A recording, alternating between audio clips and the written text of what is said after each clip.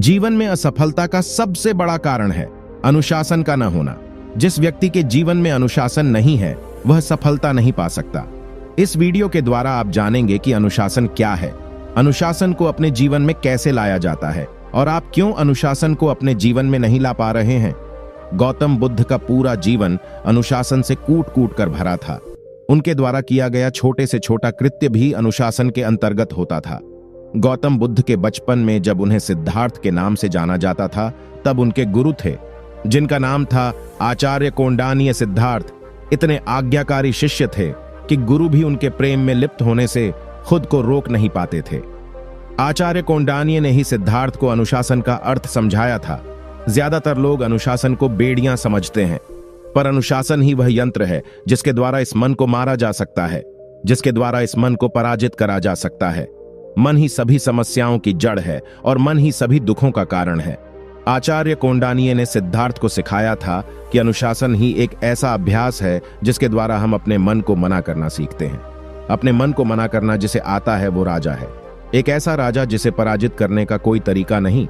तो अनुशासन का अर्थ है अपने मन को मना करना सीखना। अब तक आप समझे हैं कि अनुशासन क्या है और अनुशासन क्यों आवश्यक है। अब हम समझेंगे कि अनुशासन को अपने जीवन में लाया कैसे जाए।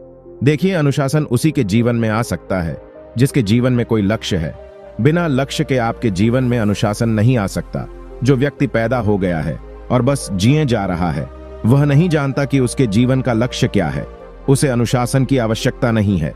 लेकिन जो पैदा होने के बाद प्रश्नों से भर गया है, जो अपने आसपास देखकर जिज्ञासा से भर उठता है, जिसका कोई लक्ष्य है, जो कुछ होना चाहता है, जो कुछ बनना चाहता है, उसके जीवन में अनुशासन बहुत महत्वपूर्ण है।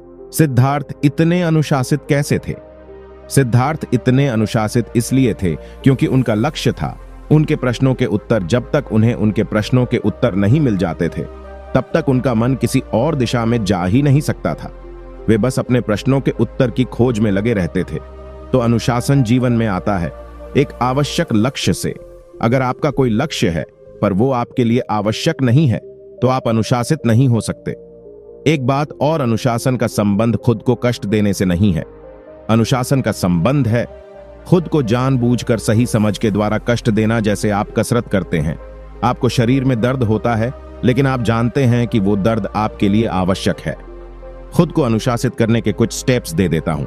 पहला स्टेप है व्यायाम और सही भोजन। दूसरा स्टेप है ध्यान और सही जानकारी लेना। इन दो स्टेप्स को फॉलो कर आप खुद को अनुशासित कर सकते हैं। लेकिन सबसे आवश्यक बात, आपका कोई बड़ा लक्ष्य अवश्य होना चाहिए। बिना किसी बड़े लक्ष्य के अनुशासित होना और रहना असंभव है। सिद्धार्थ से बुद्ध होने की यात्रा के बीच अनुशासन ही अनुशासन है। जब अंतिम क्षण तक सिद्धार्थ ने मन को मना करा, तभी वे बुद्ध बन सके। तो दोस्तों, कैसी लगी आपको ये कहानी पसंद आई हो तो कमेंट बॉक्स में जरूर बताएं और चैनल को सब्सक्राइब करना ना भूलें। तो चलिए मिलते हैं अगली कहानी में। तब तक आप अपना ख्याल रखिए। धन्यवाद।